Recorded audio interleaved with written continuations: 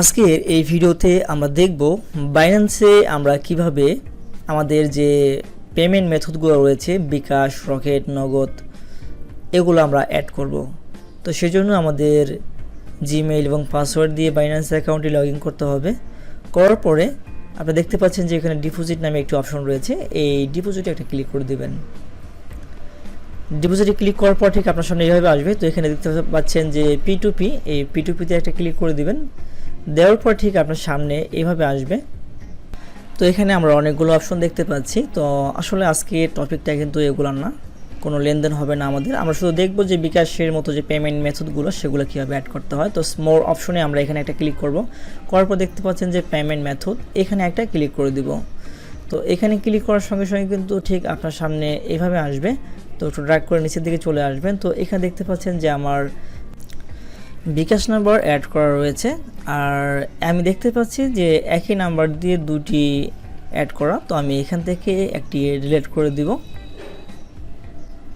তো সেই জন্য এখানে ডিলিট যে অপশনটা রয়েছে আমি এখানে একটা ক্লিক করে আমি ডিলিট করে দিচ্ছি, কনফার্ম।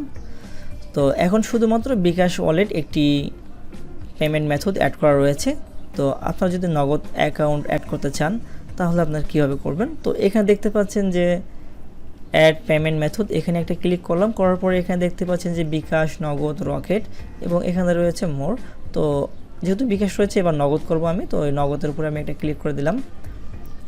তো এখানে নগদের উপরে একটা ক্লিক করে দিব যেহেতু বিকাশ রয়েছে। তো এরপর দেখতে পাচ্ছেন যে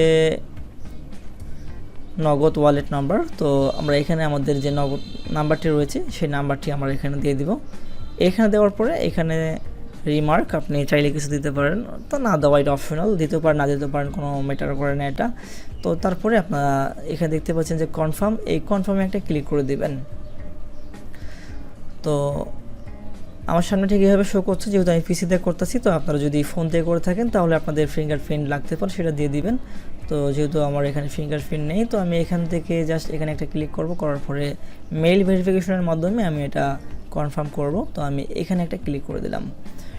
তো এরপর আমাদের জিমেইলে একটি মেইল আসবে, সেই মেইলে একটি কোড থাকবে, কনফার্মেশন কোড, সেই কোডটা আমাদেরকে দিতে হবে।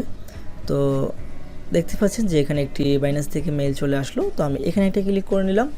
ক্লিক করার পরে এখানে একটা কোড দেখতে পাচ্ছি, যে এই কোডটা এখন আমি কপি করে নেব। এখান থেকে কপি করে নিয়ে এটি আমাকে ওখানে দিতে হবে।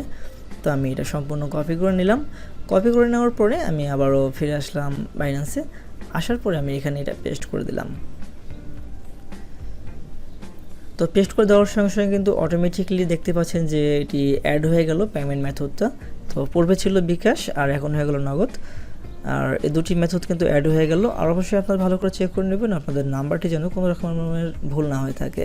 আর যদি ভুল হয়ে থাকে তাহলে এখান থেকে ডিলিট করে দিয়ে আবার নতুন করে অ্যাড করে নিতে পারেন, অথবা এডিটের মধ্যে ক্লিক করে আপনারা কিন্তু এডিট করেও নিতে পারেন।